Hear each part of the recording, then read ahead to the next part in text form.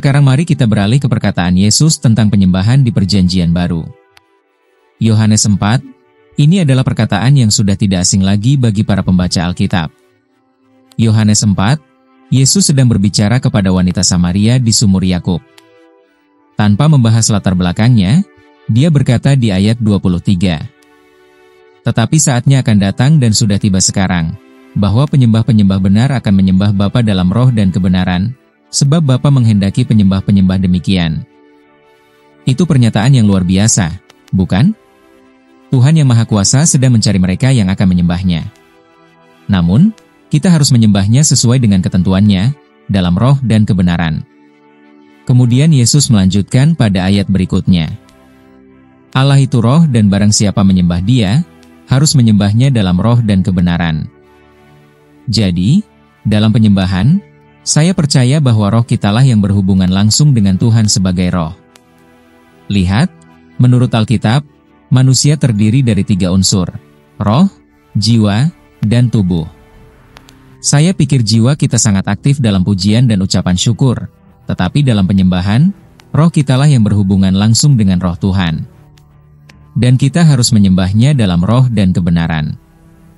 Tanpa Roh Kudus, kita tidak akan bisa beribadah. Saya rasa mereka yang pernah mengalami dipenuhi Roh Kudus akan mendukung apa yang saya katakan, bahwa hal itu akan mengubah cara kita beribadah. Penyembahan memiliki dimensi baru. Itu tidak membuat kita sempurna atau lebih unggul dari orang lain, tetapi itu melepaskan sesuatu dalam diri kita yang membuat kita mampu menghargai apa yang seharusnya menjadi penyembahan. Namun, di situ juga tertulis kebenaran. Saya percaya, kebenaran membutuhkan ketulusan. Saya sungguh percaya bahwa sangat penting bagi kita untuk belajar bersikap tulus dalam ibadah kita. Sebagai ilustrasi, saya ingin mengambil sedikit gambaran dari kitab Imamat. Imamat adalah kitab Perjanjian Lama tentang tata cara dan kurban imamat. Kitab Imamat dalam Perjanjian Baru, kitab yang mana? Kitab Ibrani, betul. Sehubungan dengan kurban, Tuhan memberikan petunjuk tentang apa yang boleh dipersembahkan dalam kurban dan apa yang tidak boleh dipersembahkan. Dalam ayat 1 dan 2, Dia menuntut agar getah harum tertentu yang disebut kemenyan selalu dipersembahkan pada setiap kurban. Mari kita lihat hal itu. Imamat 2 ayat 1 dan 2. Apabila seseorang mempersembahkan korban sajian kepada Tuhan, haruslah ia mempersembahkan tepung yang terbaik, dan minyak yang dituanginya serta kemenyan. Korban itu harus dibawanya kepada anak-anak Harun, yaitu para imam. Salah seorang dari mereka harus mengambil segenggam tepung yang terbaik dan minyak beserta seluruh kemenyan itu. Imam harus membakarnya di atas mezbah sebagai tanda peringatan, sebagai korban api-apian yang baunya menyenangkan bagi Tuhan. Nah, ada berbagai hal dalam kurban itu. Ada tepung, ada minyak. Hanya sebagian saja yang dibakar. Namun, semua kemenyan dibakar. Kemenyan, dalam Perjanjian Lama, adalah sejenis penyembahan. Dan persembahan kita yang diberikan kepada Tuhan juga melayani para pelayan Tuhan, para imam. Namun, ada satu bagian dari persembahan kita yang tidak pernah diberikan kepada siapapun kecuali kepada Tuhan, yaitu kemenyan, penyembahan. Betapa pentingnya untuk mengingat bahwa kita tidak mempersembahkan penyembahan kepada manusia manapun pada waktu apapun, tetapi hanya kepada Tuhan. Kemenyan adalah sejenis getah aromatik yang berasal dari pohon. Ketika dibakar, ia mengeluarkan bau harum yang wangi. Ia tidak memiliki keindahan sejati dalam dirinya sendiri, tetapi memiliki bau harum.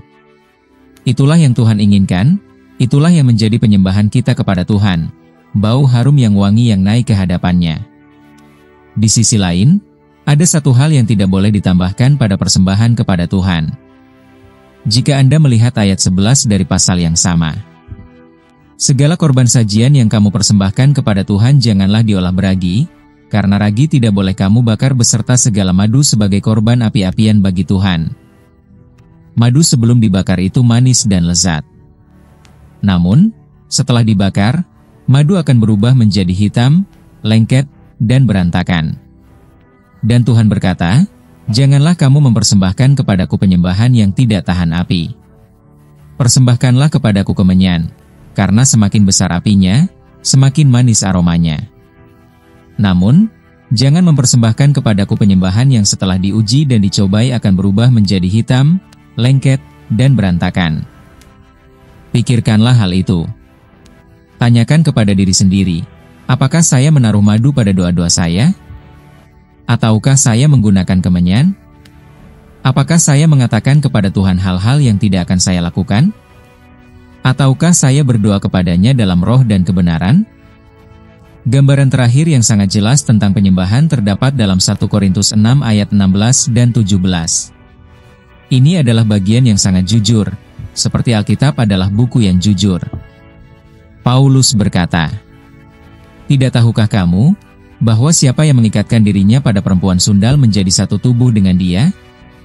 Sebab, demikianlah firman Allah, keduanya akan menjadi satu daging. Tetapi siapa yang mengikatkan dirinya pada Tuhan, menjadi satu roh dengan dia." Kita harus jujur dan melihat perbedaannya. Contoh pertama adalah persatuan fisik, seksual, dan amoral. Namun, bersamaan dengan itu, Paulus berbicara tentang orang yang bersatu dengan Tuhan dalam roh. Dengan kata lain, ada dua jenis persatuan, persatuan fisik dan persatuan dalam roh. Apakah penyembahan itu? Itulah penyembahan. Itulah satu-satunya cara roh kita dapat bersatu secara langsung dengan Tuhan. Dan dari persatuan itu muncullah prokreasi. Penyembahanlah yang membuat kita produktif secara rohani.